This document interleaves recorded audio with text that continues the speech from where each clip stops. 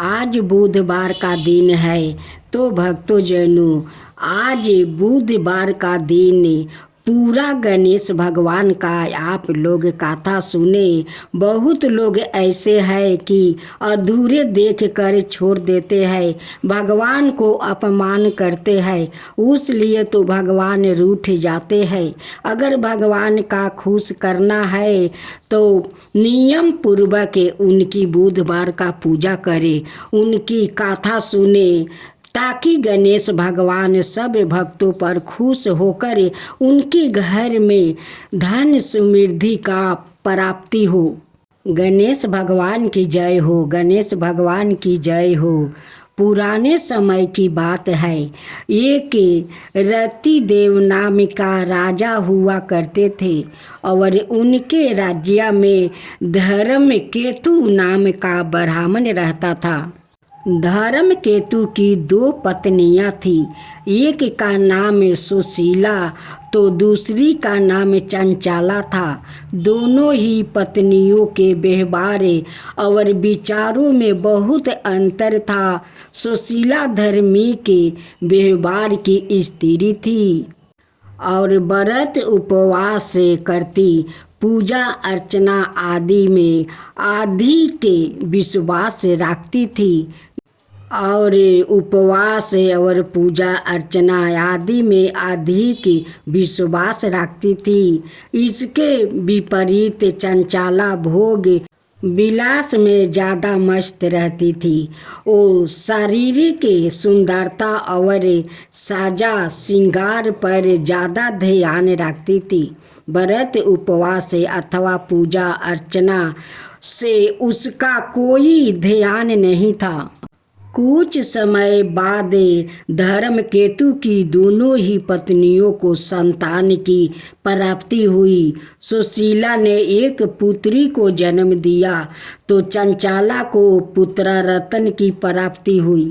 इसके बाद चंचला ने सुशीला से कहना आरंभ कर दिया कि सुशीला, तूने इतने व्रत उपवास की और अपना शरीर को सुखा लेती हो, फिर भी तुम्हें लड़की हुई। मैंने कोई व्रत उपवास नहीं रखा और ना ही पूजा अर्चना की, फिर भी मुझे लड़का हुआ। कुछ समय तक तो सुशीला सुनती रही, लेकिन जब उसके लिए सुनना असहनीय हो गया तो उसने गणेश जी की पूजा आरंभ किया। गणेश जी प्रसन्न हुए, तब उनकी कृपा से सुशीला के पुत्री के मुंह से बहुमूल्य मोती मूंगा निकलने लगे। उसने एक रूपवान पुत्र को भी जन्म दिया। सुशीला का बदला भाग्य देखकर चंचला को ईर्ष्या होने लगी और उसने सुशीला की बेटी को कुएं में गिरा दिया। लेकिन सुशीला पर तो गणेश जी की कृपा थी, इसलिए उसकी बेटी का बाल भी पाका नहीं हुआ। इस तरह से वैशाख माह की कथा यही संपन्न होती है। गणेश भगवान की जय हो, गणेश भगवान की जय हो। माता पार्वती की जय हो, माता पार्वती की जय हो। भोलेनाथ की जय हो, भोलेनाथ की जय हो।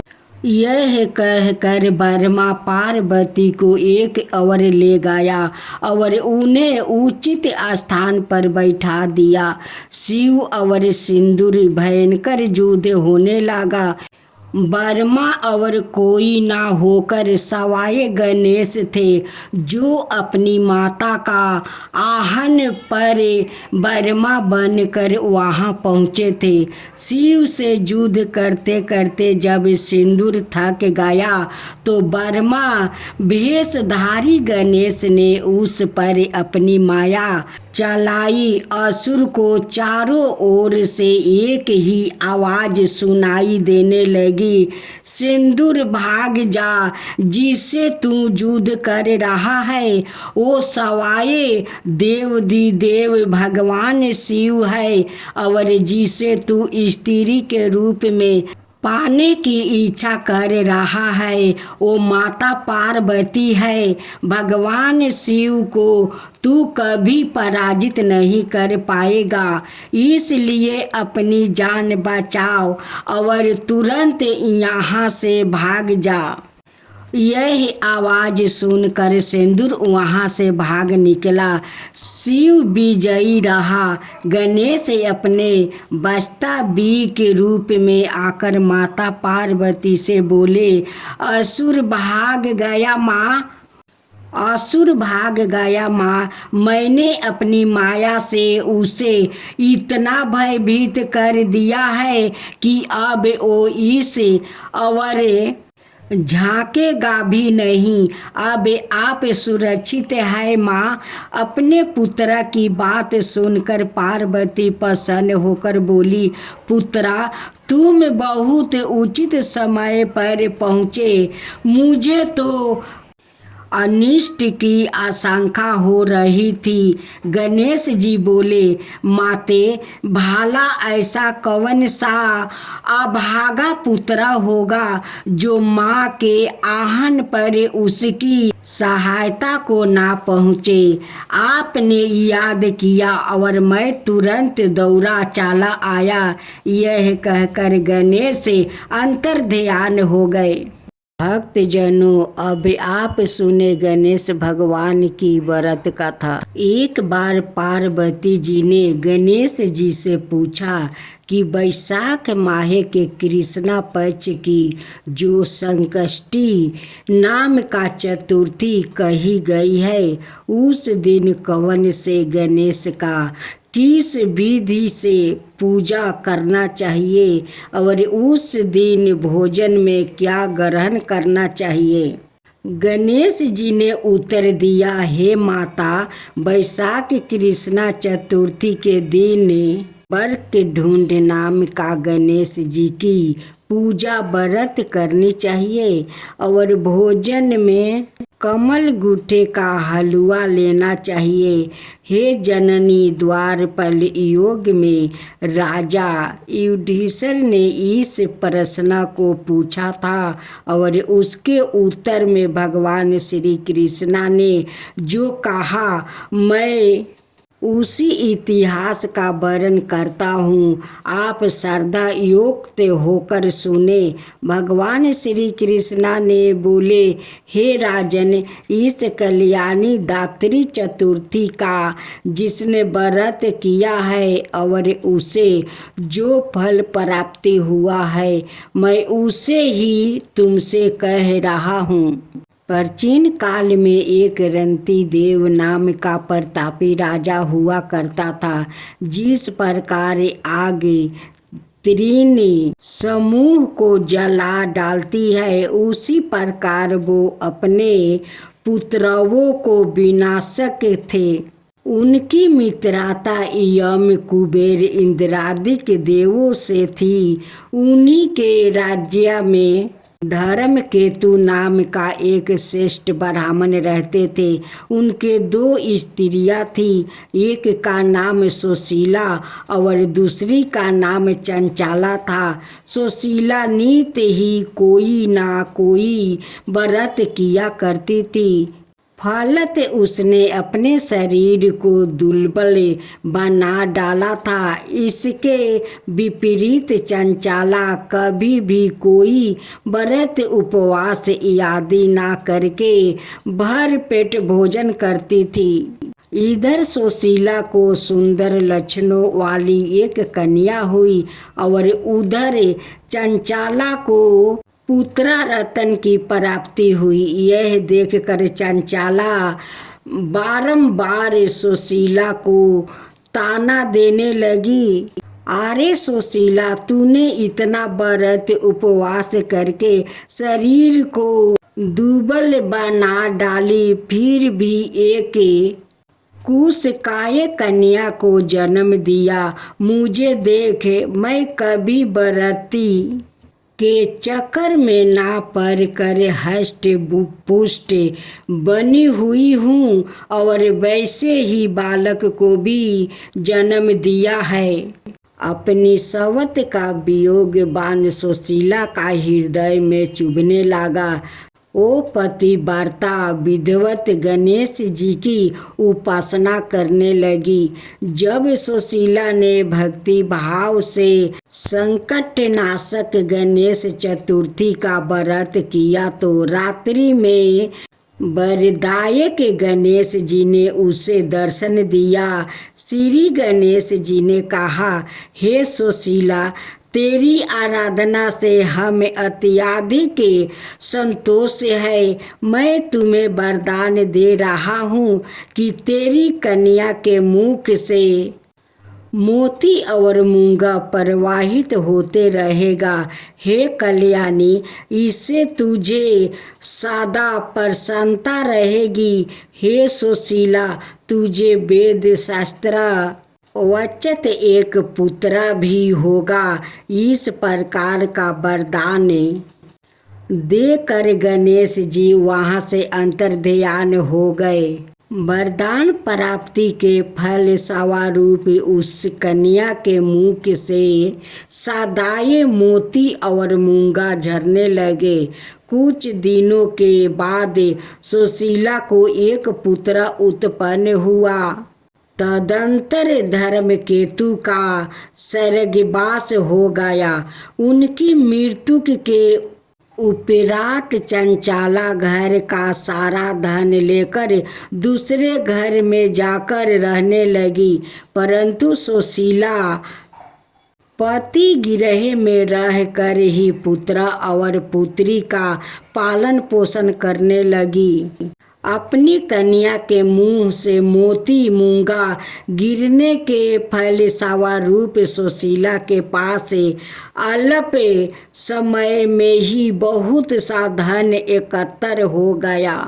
इस कारण चंचला उसे ईर्ष्या करने लगी। एक दिन हत्या करने के उपदेश में चंचला ने सुशीला की कन्या को कुएं में धक्का दिया।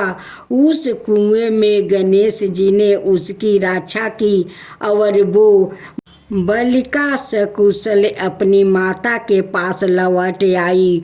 उस बालिका की जीवित देखकर चंचला का मन हीन हो उठा। वो सोचने लगी कि जिसकी रक्षा ईश्वर करता है उसे कौन मार सकता है।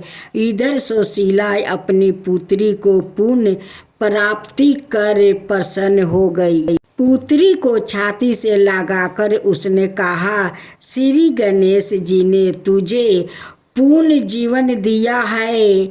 नाथों के नाथ गणेश जी ही है। चंचला आकर उसके पैरों में नतमस्तक हुई। उसे देखकर सुशीला के आश्चर्य का ठिकाना ना रहा। चंचला हाथ जोड़कर कहने लगी, हे महीन सुशील, मैं बहुत ही पापिनी और दुष्ट हूँ। आप मेरे अपराधों को क्षमा कीजिए। आप दयावती है। आपने दोनों कुलों का उद्धार कर दिया है। जिसका रक्षक देवता होता है उसका मानव क्या बिगाड़ सकता है। जो लोग संतों और सत पुरुषों का दोष देखते हैं वो अपनी करनी से सवाए नाश होकर प्राप्ति होते हैं।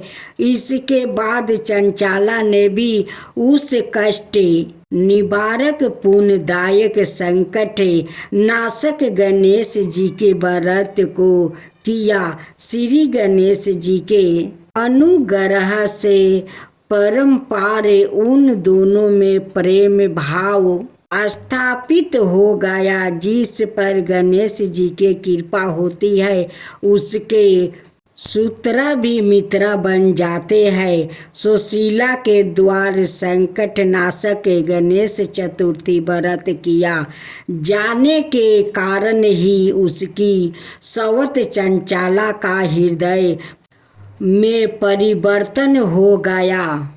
श्री गणेश जी कहते हैं कि हे देवी, पूरा काल का पूरा वृत्तांत आपको सुना दिया है। इस लोक में इससे श्रेष्ठ विधन विनायक कोई दूसरा व्रत नहीं है। भगवान श्री कृष्णा जी कहते हैं कि हे धर्मराज, आप भी विधि पूर्वक गणेश जी का व्रत कीजिए। इसके करने से आपका शत्रुओं का नाश होगा और अष्ट सिद्धियों और नौ निधियों आपके सामने करबद्ध होकर खड़ी रहेगी। हे धर्म नारायण युधिष्ठिर, आप अपने भाइयों, धर्म पत्नी और माता के सहित इस व्रत को कीजिए। इससे थोड़े समय में ही आप अपने राज्यों को प्राप्त करेंगे। तो भक्त जनों, आज आप सुने रवि प्रदोष व्रत कथा। इस कथा को सुनने से आपको महापुण्य फल का प्राप्ति होगा। इस कथा को आप जरूर सुने। कथा का अनुसार एक गांव में अति धीन ब्राह्मण निवास करता था। उसकी साध्वी पत्नी प्रदोष व्रत कर रही थी। उसे एक ही पुत्र रतन था। एक समय की बात है, वो पुत्र गंगा स्नान करने के लिए गया था। दुर्भाग्यवश मार्ग में चोर ने उसे घेर लिया और वो कहने लगे कि हम तुम्हें मारेंगे, नहीं तो तुम अपने पिता का गुप्त धन के बारे में हमें बतला दो। बालक हाथ जोड़ कर कहने लगे कि बंधुओं, हम अत्यंत दुखी है, हमारे पास धन कहाँ है। तब चोर ने कहा कि तेरे इस पोटली में क्या बांधा है। बालक ने निसंकोच कहा कि मेरी माँ ने मेरे लिए रोटी दी है। यह सुनकर चोर ने अपने साथियों से कहा कि साथियों, यह बहुत ही दुखी दीन मनुष्य है, आते हम किसी और को लूटेंगे। इतना कहकर चोर ने उस बालक को जाने दिया। बालक वहाँ से चलते हुए एक नगर में पहुँच गया। नगर के पास एक बरगद का पेड़ था। वहाँ बालक उसी बरगद के वृक्ष की छाया में सो गया। उसी समय उस नगर के सिपाही चोरों को खोजते हुए उस बरगद के वृक्ष के पास पहुंचा और बालक को चोर समझकर बंदी बना लिया और राजा के पास ले गया। राजा ने उसे कारावास में बंद करने का आदेश दे दिया। ब्राह्मणी का लड़का जब घर नहीं लौटा तब उसे अपने पुत्र की बड़ी चिंता हुई। अगले दिन प्रदोष व्रत था। ब्राह्मणी ने प्रदोष व्रत किया और भगवान शंकर से मन ही मन अपने पुत्र की कुशलता की प्रार्थना करने लगी। भगवान शंकर ने उसे ब्राह्मणी के प्रार्थना स्वीकार कर लिया। उसी रात भगवान शंकर ने उसे राजा को सपने में आदेश दिया कि वो बालक चोर नहीं है, उसे प्रातः काल छोड़ दो, अनाथ उसका सारा राज्य वैभव नष्ट हो जाएगा। प्रातः काल राजा ने शिव जी की आज्ञा अनुसार उस बालक को कारावास से मुक्त कर दिया।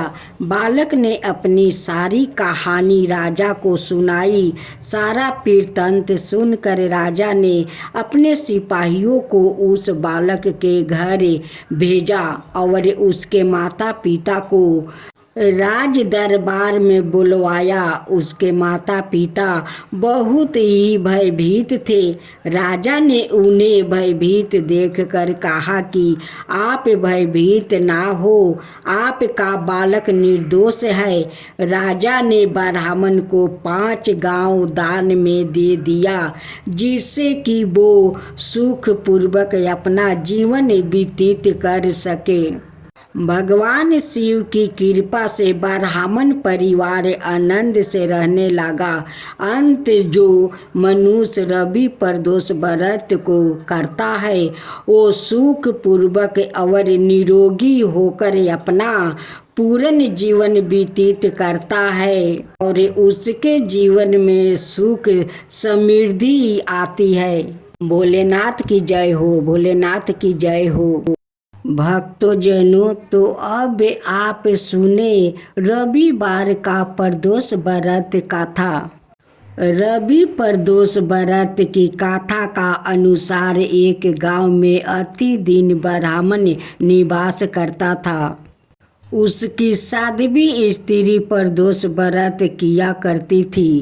उसके एक ही पुत्रा रतन था। एक समय की बात है, वो पुत्रा गंगा स्नान करने के लिए गया था। दुर्भाग्यवश मार्ग में चोरों ने उसे घेर लिया और वो कहने लगे कि हम तुम्हें मार देंगे, नहीं तो तुम्हें अपने पिता को गुप्त धन के बारे में हमें बतला दो।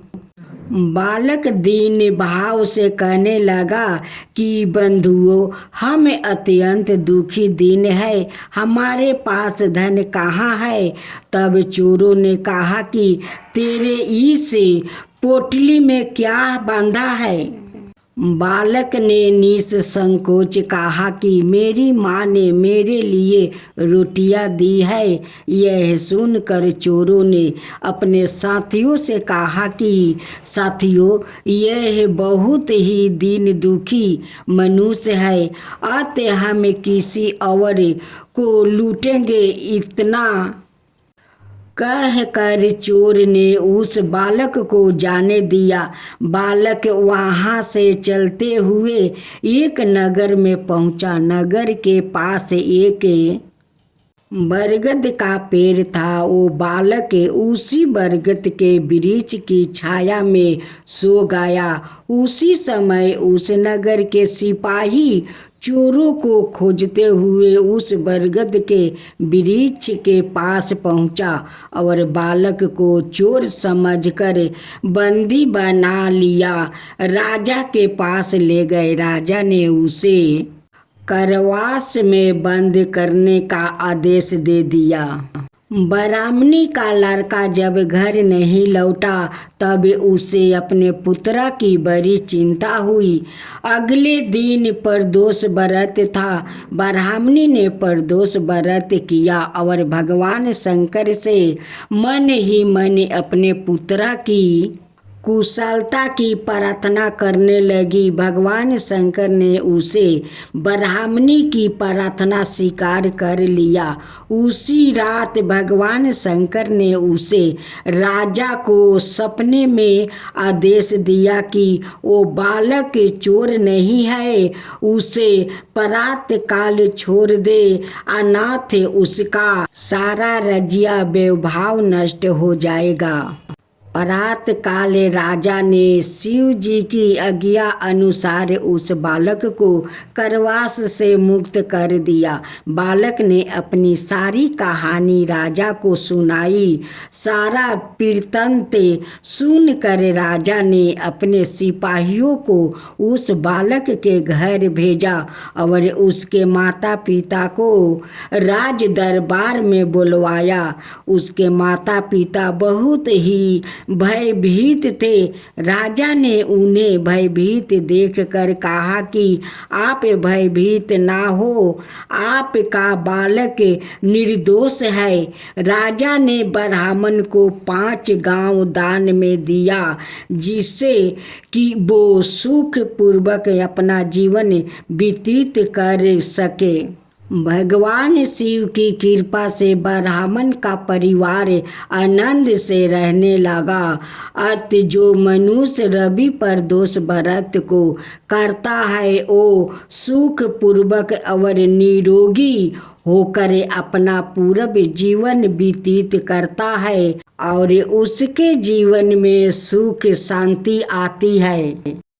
तो भक्तजनों, आज आप सुने विष्णु जी ने शिव से किया वादा एक बार विष्णु भगवान ने शिव से वादा किया कि वो शिव को 108 कमल अर्पित करेंगे।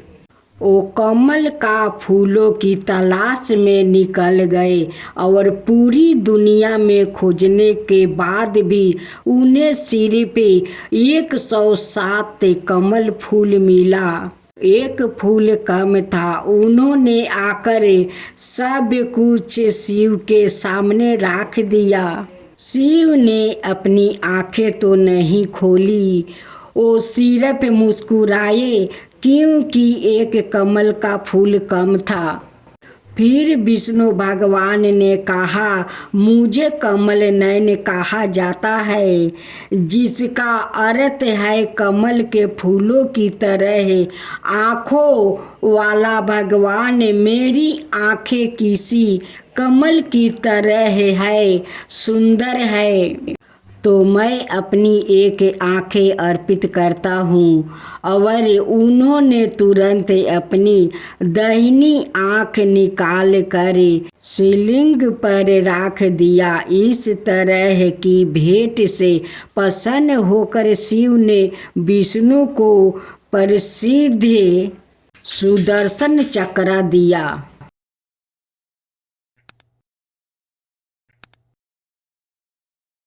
भोलेनाथ की जय हो, भोलेनाथ की जय हो। बैजू निहायत ही सीधा और सरल इंसान था। सवेरे शाम जानवरों का चराता और बाकी का समय मंदिर की साफ सफाई कर लेता। पुजारी बाबा 2 महीने के लिए तीर्थ पर जा रहे थे। बैजू को बुलाया और कहा, बैजू, मंदिर की सारी जिम्मेदारी तुम्हारे ऊपर है और एक बात है, भोलेनाथ को भोग लगाए बिना खुद भोजन मत ग्रहण करना। बैजू दूसरे दिन नहा धोआ के जैसे तैसे वो भोजन तैयार कर लिया। भोलेनाथ का सामने थाली लेकर गया।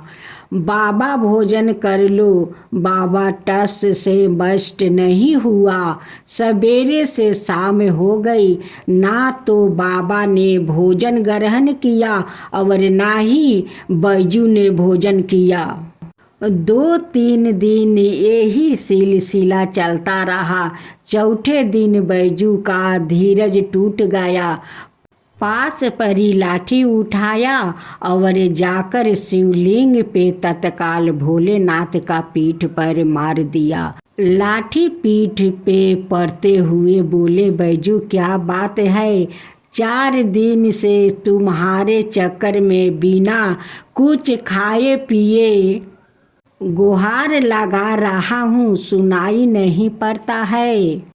लाठी जकरा, तू नहीं हाजिर हुआ, चलो भोजन करो तो मैं भी कुछ खा लेता हूँ। बेचारा भोलेनाथ पीठ पर पड़ते चुपचाप आनंद से अतिरिक्त में डूबे कच्चा पाका जैसे भी था खाने लगा। बैजू कहने लगा, बाबा 12 कस के लगा है, रुको तुम भोजन करो। कहते हुए बैजू अंदर जाकर चंदन ले आया और भोलेनाथ के पीठ पे लगाने लगा। भोजन करके भोलेनाथ चलने लगे तो बैजू बोला, कल समय से आ जाना। भोलेनाथ कहते हैं, ठीक है बैजू, बिल्कुल बिल्कुल मैं आ जाऊंगा। अगले दिन भोलेनाथ माता पार्वती के साथ विराजमान हुआ। बाबा, यह कौन है आपके साथ? तुम्हारी अम्मा है, माता अन्नपूर्णा है। आओ आओ अम्मा। तुरंत बेचारा भागे भागे अंदर गया, दरिया लेकर आया, बिछाया। अंदर से 2 थाली में भोजन लेकर आया। भोलेनाथ कहने लगे कि बैजू, तुम्हारे लिए भोजन बचा है या नहीं?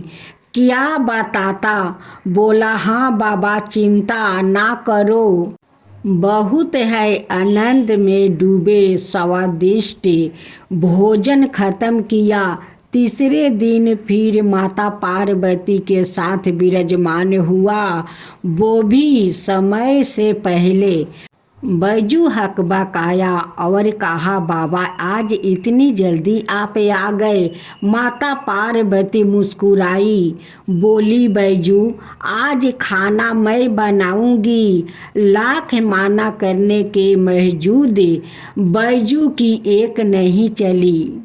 माता पार्वती ने भोजन तैयार किया और 3 थाली में सजा के ले आई। भोजन शुरू करो बैजू। बैजू ने जिंदगी में ऐसा स्वादिष्ट भोजन किया कभी नहीं। ओही भाव प्रेम के भूखे भोलेनाथ ने पार्वती मैया से कहा। पार्वती कहने लगी, हाँ स्वामी, आज भोजन में आनंद नहीं आ रहा है। क्यों? माता की आंखों से आंसू निकल रहे थे। सच स्वामी, ना वो स्वाद है ना वो रस। धन है माता अन्नपूर्णा, जिनके नाम मात्रा से भोजन में मिठास बढ़ जाए। उनको खुद का बनाया भोजन वो स्वाद लग रहा था। 2 महीने का भोग समग्रही और कहा। 3 आदमी का भोजन बेचारा बैजू को अपने जानवरों तक भेज देना पड़ा। कन्ही कारण बस पुजेरी बाबा 2 महीने के बजाय 1 महीने के अंदर ही तीर्थ से वापस आ गया। पुजेरी बाबा ने बैजू को बुलाया और कहा, बैजू भोलेनाथ को समय से भोग लगाता था। बैजू कहा, हाँ पुजेरी बाबा, पर बाबा तुम तो कह रहे हो कि अकेले बाबा आएंगे, पर वो तो माता अन्नपूर्णा के साथ आते रहे और 2 जन कस के भोजन करते रहे। आपका अपना जानवर तक बेचना पड़ा। पुजेरी बाबा आप लग के बैजू को निहार रहे थे। जानते थे कि बैजू झूठ बोल नहीं सकता, तो क्यों भोलेनाथ माता पार्वती के साथ आते थे। पुजेरी बाबा कहने लगे, बैजू आज तुम फिर भोग लगाओ, देखे कवन कवन आता है। बैजू बेचारा समय से भोजन बनाया। भोजन बना कर हाजिर हुआ, बुलाना शुरू कर दिया। काहे को भोलेनाथ आए। बुलाते बुलाते थक गया, पर भोलेनाथ को आना था, ना वो आया। बाबा बाबा लाठी उठाऊंगा, चाहे तुम आओ या ना आओ, लाठी ना उठाऊंगा। बाबा लाठी ना उठाऊंगा, बस शिवलिंग पकड़ कर रोए जा रहा था और यही बोल रहा था। तबिन भोलेनाथ आए और कहने लगे, बैजू आँख खोलो। बैजू हम आ गया है। बैजू आँखें खोलो। बैजू हम आ गए हैं। आँखें खोलो बैजू। सामने ही माता पार्वती और भोलेनाथ विराजमान थे। लिपट गया चरणों में। माँ बाबा, जो आज तुम ना आते तो जान दे देता। मैं अपनी भोलेनाथ ने बैजू को अपना हृदय से लगाया। भोलेनाथ और माँ पार्वती, बैजू बेमोल बिक गया तेरे हाथों में। सुन, आज से मुझ से पहले लोग तेरा नाम लेंगे, फिर मेरा आगे बैजू पीछे नाथ, बैजूनाथ की नाम से जानेंगे। तो बोलो भक्तों जनों, बैजूनाथ की जय। जय गणेश जय गणेश जय गणेश देवा, माता जानकी पार्वती पिता महादेवा। जय गणेश जय गणेश जय गणेश देवा, एक दांत दयावंत चार भुजी धारी, मस्तक सिंदूर सोहे मूस की सवारी। जय गणेश जय गणेश जय गणेश देवा, माता जानकी पार्वती पिता महादेवा। अंधन को आँख देते, कोढ़ियन को काया, बाजिन को पुत्र देते, निर्धन को माया। जय गणेश जय गणेश जय गणेश देवा, माता जानकी पार्वती पिता महादेवा। हार चढ़े फूल चढ़े और चढ़े मेवा, लड्डुअन का भोग लगे संत करे सेवा। जय गणेश जय गणेश जय गणेश देवा, दीनन की लाज रखो सुबह सुती बारी, कमना का पूरा करो जग बलिहारी। जय गणेश जय गणेश जय गणेश देवा, सूर्य सायं शरण आए सफल की जो सेवा। जय गणेश जय गणेश जय गणेश देवा, माता जानकी पार्वती पिता महादेवा। जय गणेश जय गणेश जय गणेश देवा, माता जानकी पार्वती पिता महादेवा।